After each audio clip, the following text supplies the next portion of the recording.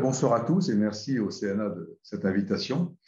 Donc, la feuille de route a été celle d'indiquer pourquoi et comment les directeurs d'achat doivent s'impliquer dans la décarbonation de leur entreprise par une politique d'achat responsable. Donc, je vais vous présenter en quelques slides la proposition de valeur et l'origine de cette disposition vue par GCI. Alors, ces slides sont nombreux, ces slides sont riches. J'ai l'habitude de les commenter très rapidement. Donc, ne soyez pas effrayés, puisque de toute façon, le CNA a prévu de vous envoyer cette présentation après mon exécution, parce que 12 minutes, c'est quand même très court. Alors, GCI est né il y a une dizaine d'années. L'approche est originale. Dans le monde du bilan carbone, vous en avez deux. Vous avez celle qui consiste à prendre un consultant, et puis celle qui consiste à disposer d'une plateforme qui vous permet de gagner en autonomie, en précision et surtout en pérennité de l'outil. C'est ce que nous avons choisi. Et sur ce marché, nous sommes actuellement, c'est l'histoire qui veut ça, un leader, puisque les concurrents ont quelques années seulement d'existence, alors que nous avons créé cette affaire il y a maintenant presque 11 ans.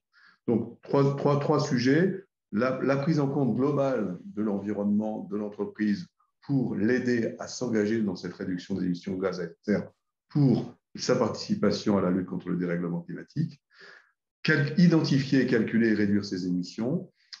Et surtout, engager son écosystème. Vous êtes des directeurs d'achat, et un directeur d'achat se doit d'être le premier porteur de valeur sur la diminution des émissions de gaz à effet de serre par une politique d'achat responsable.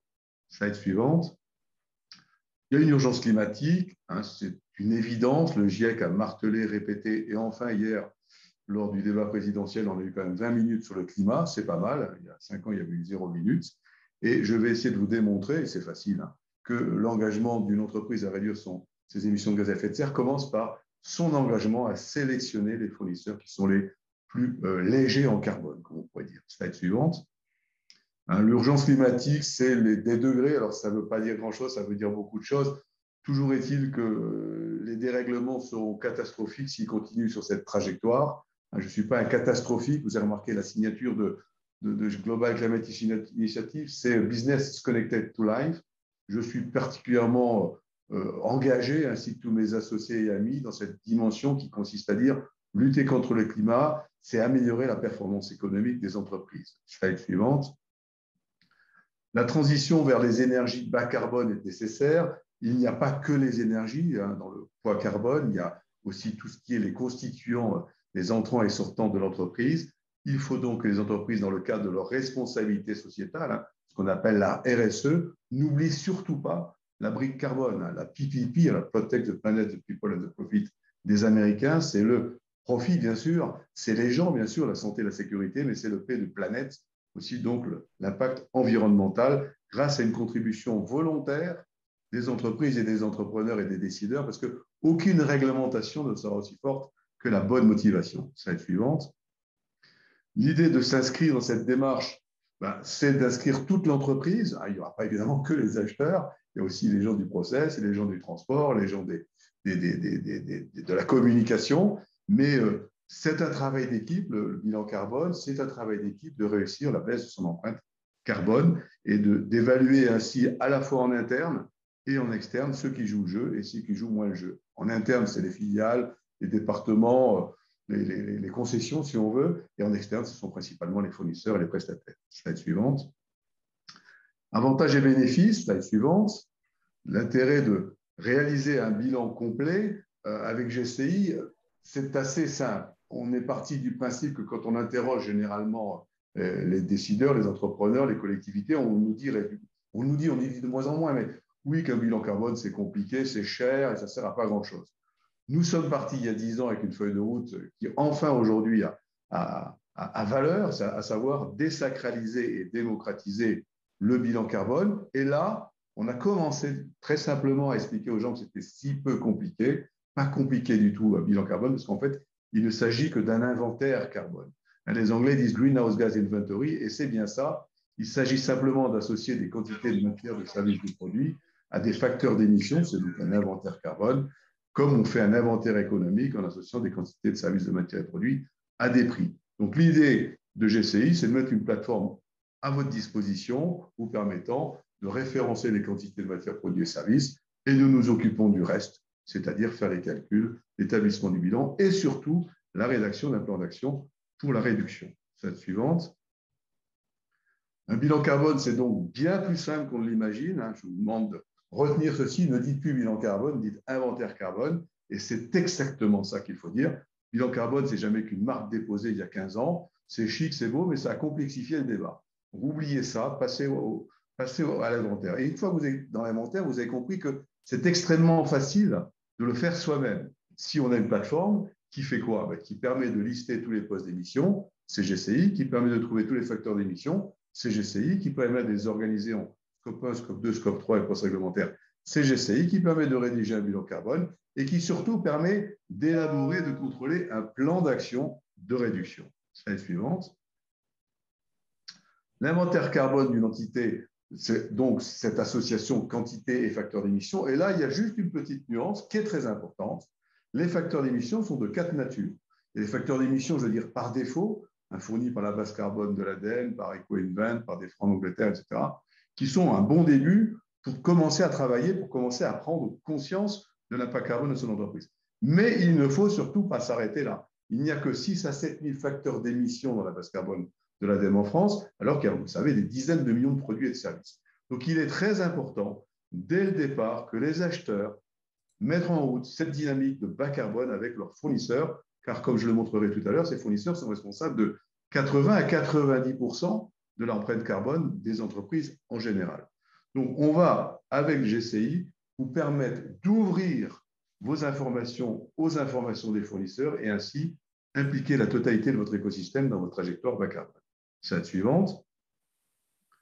Les avantages et bénéfices à réaliser son bilan carbone sont l'inventaire carbone.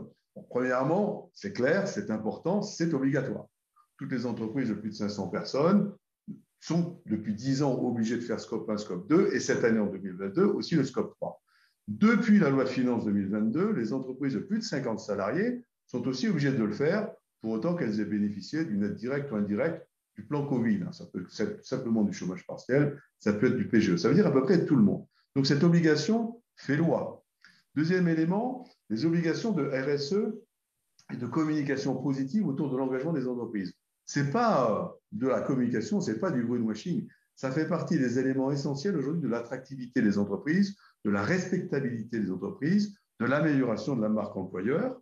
Et ces réductions d'émissions de gaz à effet de serre sont extrêmement intéressantes pour le compte d'exploitation parce que généralement, elles permettent de détecter des sources de gaspillage, de mauvaise consommation, de surconsommation dans les déplacements, les matières, les emballages, la communication, qui sont autant de milliers d'euros que va retrouver l'entreprise finalement après ses efforts pour réduire son empreinte. Bon, bien évidemment, il y a le punitif, comme d'habitude. La taxe carbone arrive au grand galop. Les quotas carbone ont été élargis au transport et à l'immobilier en juillet 2021 par la Commission européenne.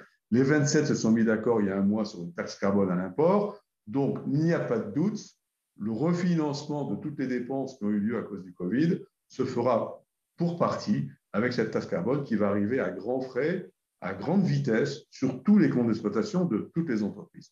Je laisserai la communication in fine. C'était intéressant de communiquer évidemment sur sa trace carbone, sa trajectoire carbone, mais pour moi, je pense que les fondamentaux d'une stratégie bas carbone, c'est d'abord une stratégie de pérennité et d'organisation et de performance économique de l'entreprise, et ensuite, c'est un acte de responsabilité des décideurs. Slide suivante. Donc, qu'est-ce que c'est qu'un bilan carbone, un inventaire carbone? Bon, depuis le Greenhouse Gas Protocol 1998, les choses sont claires.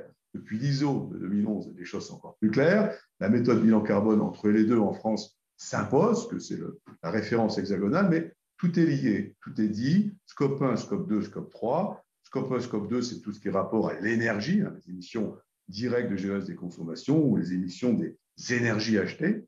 Et puis le plus gros, ce sont les scope 3. Scope 3, c'est tout ce qu'il y a autour, c'est-à-dire principalement les achats. Donc, slide suivante. Ces achats de tout, ce sont des achats de transport, des achats de matières, des achats de produits, des déplacements, etc. Donc, devant cette apparente complexité, le législateur avait renoncé dans la loi Grenelle 2, il avait imposé le bilan carbone que sur le scope 1, scope 2.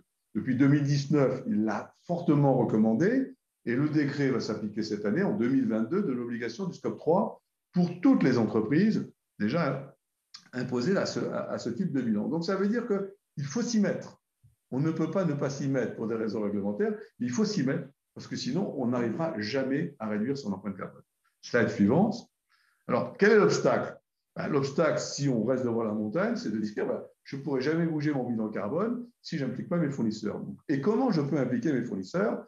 Généralement, 90% d'entre eux, peut-être 95%, quand vous leur demanderez est-ce qu'ils ont fait leur bilan carbone, est-ce qu'ils ont idée du poids carbone des fournitures ou des services qu'ils vous proposent, ils vous diront non, vous savez, c'est compliqué, c'est cher et ça ne sert à rien. Donc, slide suivante, vous allez leur dire. Il vous reste, Philippe, 2 minutes. Très bien, j'aurais bien fini alors. Donc, il reste à dire à ces fournisseurs que vous avez changé de stratégie d'achat, que vous ne vous occupez pas simplement du prix, de la qualité, du délai de livraison, etc., que vous gardez bien sûr dans votre raisonnement d'acheteur, mais qu'aussi vous allez vous intéresser à l'empreinte carbone. Je prends un seul exemple, un sac de ciment, une tonne de ciment, base d'émissions 620 kg par tonne.